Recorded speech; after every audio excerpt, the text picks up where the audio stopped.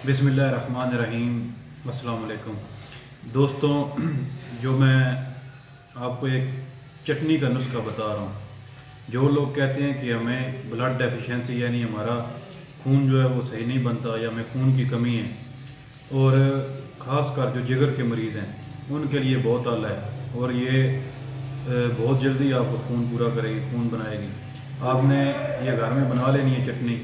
आपने इस तरह करना है कि मुरब्बा आम 1 पाव ले लेना है, मुरब्बा ज़ंजीबील 1 पाव और किशमिश 1 पाव और गरम मसाला जो है वो उस पर ज़रूरत या जायका आप वो डाल सकते हैं। आपने करना इस तरह कि दोनों मुरब्बे और किशमिश इनको अच्छी तरह जो है वो काट कर इनको कूट लेना है। सही कूट के हस्बे ज़रूरत इसमें आप मसाला डालें, ये तैयार है।